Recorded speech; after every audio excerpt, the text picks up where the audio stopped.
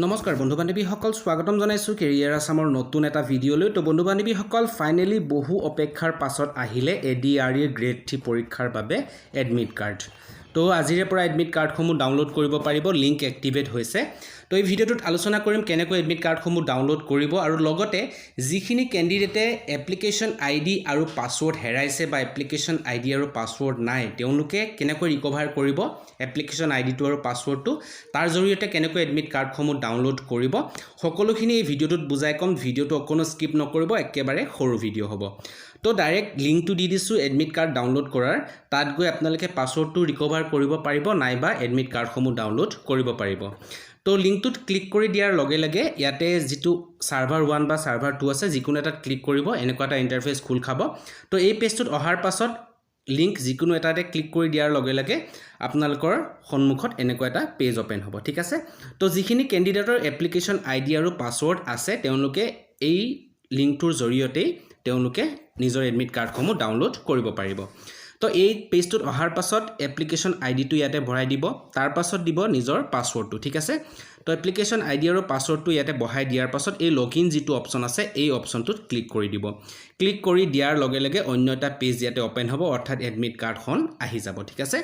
তো এইখন admit card, তো এডমিট কাৰ্ডখন আহি গ'ল। আপোনালোকে স্ক্ৰীনশ্বট মাৰি ৰাখিব পাৰে নাইবা ছেভ কৰিও ৰাখিব পাৰে।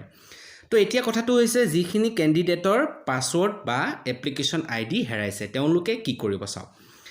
তেওঁলোকে কৰিব লাগিব ফৰগট পাছৱৰ্ড, ঠিক আছে। এই যিটো অপশ্যন আছে এই অপশ্যনটোত ক্লিক কৰি দিব।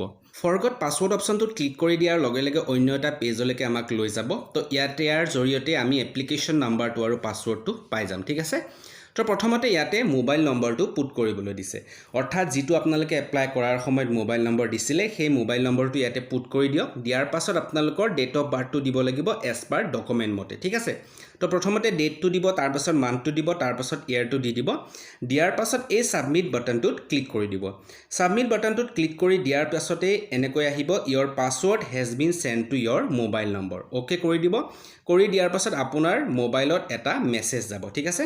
তো মেছেজটোতে আপোনালোকৰ ইউজাৰ নেম বা এপ্লিকেশ্যন নম্বৰ আৰু পাছৱৰ্ডটো উল্লেখ থাকিব। তো এনেকৈ মেছেজটো আহিব, dear candidate your user name is this and password is this, ঠিক আছে, ফ্ৰম SLRC আছাম ক্লাছ 3। তো এই ইউজাৰ নেম বা এপ্লিকেশ্যন নম্বৰৰ পাছৱৰ্ডটোৰ যোগেদি আপোনালোকে পুনৰ এডমিট কাৰ্ড যিটো লিংক আছিলে ডাউনলোড কৰাৰ সেই লিংকটোত যাব, গৈ ইয়াতে পুট কৰি দিব নিজৰ এপ্লিকেশ্যন নাম্বাৰটো, তাৰপাছত দিব পাছৱৰ্ডটো, লগইনত ক্লিক কৰি আপোনালোকে এডমিট কাৰ্ডখন ডাউনলোড কৰিব পাৰিব, ঠিক আছে। আৰু এডমিট কাৰ্ডখনতে আপোনালোকৰ এক্সাম চেণ্টাৰ ক'ত পৰিছে এক্সাম সকলোখিনি ইয়াতে ডিটেইলছত থাকিব, টাইমটো থাকিব। তো ভালকৈ আপোনালোকে এডমিট কাৰ্ডখন প্ৰিণ্ট কৰি ল'ব পাৰিব, ঠিক আছে। তো বন্ধু বান্ধৱীসকল এইটো ভিডিঅ'ত আজি এডমিট কাৰ্ড কেনেকৈ ডাউনলোড কৰিব আৰু যদি পাছৱৰ্ড পাহৰিছে বা এপ্লিকেশ্যন আইডি পাহৰিছে সকলোখিনি জনালোঁ। তো ভিডিঅ'টো যিমান পাৰে বন্ধু বান্ধৱীলৈ শ্বেয়াৰ কৰিব আৰু চেনেলটোত যদি ছাবস্ক্ৰাইব কৰা নাই এতিয়াও ছাবস্ক্ৰাইব কৰি বেল আইকনটো প্ৰেছ কৰি ৰাখিব। তো পুনৰ এটা নতুন ভিডিঅ'ত লগ পাম, আজিলৈ ইমানেই, ধন্যবাদ।